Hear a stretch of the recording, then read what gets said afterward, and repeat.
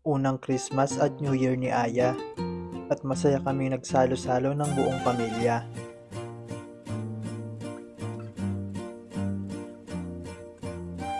Hi guys, ako si Din. Hindi ako tamad pero hindi ko lang alam kung anong gagawin ko. Kaya tara, samahan niyo ako. Sinimulan namin ang araw sa pagsimba para magdasal at magpasalamat sa lahat ng blessing ng Panginoon. Dahil naging maganda at masaya ang aming buong taon at humingi na rin ng gabay para sa darating pa na bagong taon. Pagkatapos ng simba ay nag-ayos lang kami ng gamit at dumiretso na kami dito sa bahay. Tradisyon na rin kasi namin na dito mag-celebrate ng Christmas. Bukod kasi sa Christmas ay meron pa kaming isang sineselebrate. Ngayong Pasko rin kasi ang birthday ni Papa. At mas naging espesyal pa ang Pasko dahil may dumagdag sa aming pamilya. At masaya nga sila Mama at Papa dahil nadagdagan na ang mga apo niya. At sana nga sa susunod na Pasko ay madagdagan pa. Sa isa na nga nagpicture ang bawat pamilya. At pagkatapos magpicture ay kumain na rin kami. Hinanda na rin namin ang cake at sabay-sabay na kami kumanta para kay Papa.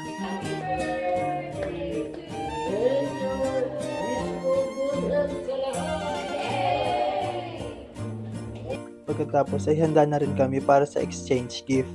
Ginawa rin namin ang nauuso ngayon na paraan ng pag-exchange gift.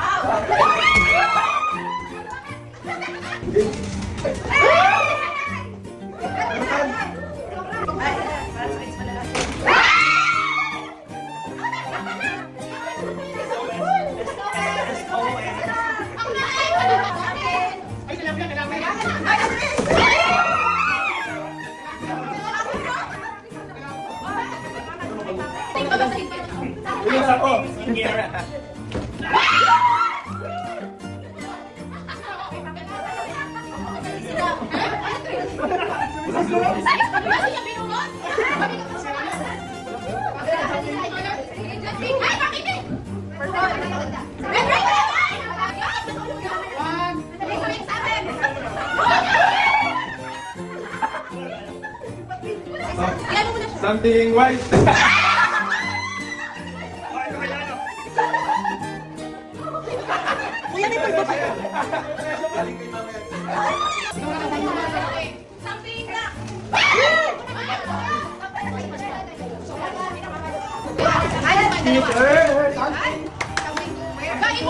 Something to wear.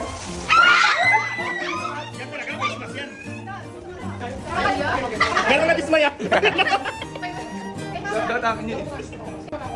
long. Something lang. Ayan, ayan.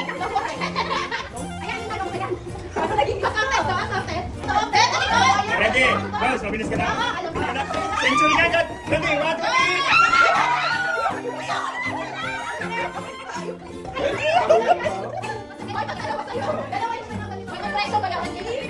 May alikabok. Ready? Kanito, Grouse. Something relief goods pala.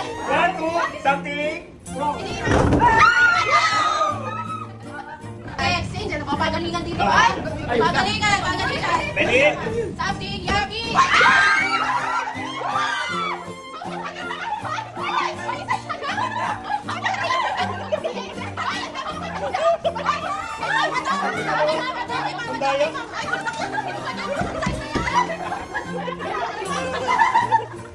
Ay, nakaganda. My God. Ay, isa lang. Matuga ka na lang kami. Alright, at doon po nagtatapos ang aming. Medyo masakit. Ba't naman dinuro? Nabuksan? At meron pang paregalo sa amin si Mama. Mga sabon at detergent na pwedeng gamitin sa paglaba. At syempre meron din gifts mula kina ate para kay Aya. Kaya ang lahat ay nagkaroon ng regalo at naging masaya. Mga ilang sandali lang ay umuwi na rin sila ate. Meron din kasi silang celebration sa pamilya nila kuya. At kami naman ay nagkantahan at nagkwentuhan pa. Kinabukasan na din namin kinanap ang exchange gift namin dito kina Angel. At isa-isa na kami nagbukas ng mga regalo. Mapabata man o matanda, ang bawat isa ay nakatanggap ng regalo at aginaldo. Kaya naman naging masaya at mas naramdaman namin ang diwa ng Pasko. Pagkatapos ng exchange gift ay meron kaming simpleng palaro at paswertihan na lang kung ano yung mabubunot mo. Ang bawat ampaw ay meron lamang pera na may iba't ibang halaga. At maswerte nga ako dahil napunta sa akin yung malaking halaga.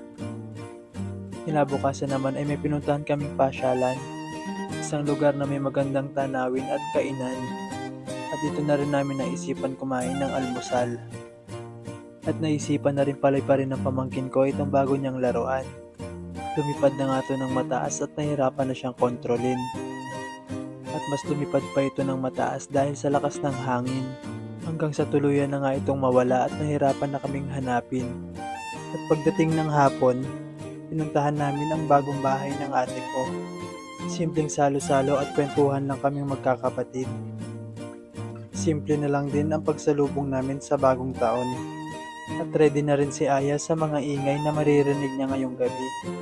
At sa pagsapit nga ng oras, ang buong paligid namin ay lumiwanag na. Kaagad na lang din kaming bumaba dahil medyo delikado at mausok na.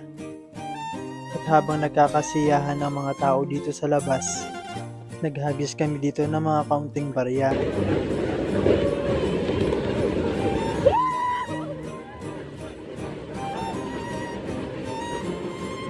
Kaya naman ang pagsalubong namin sa bagong taon ay naging masaya. At sa pagpasok ng bagong taon, isa na naman panibagong simula. At siguradong maraming bagong pagsubok ang darating. Pero para sa pamilya, ang lahat ng pagsubok ay kakayanin. Kaya naman hanggang dito na lang. Merry Christmas and Happy New Year sa inyong lahat.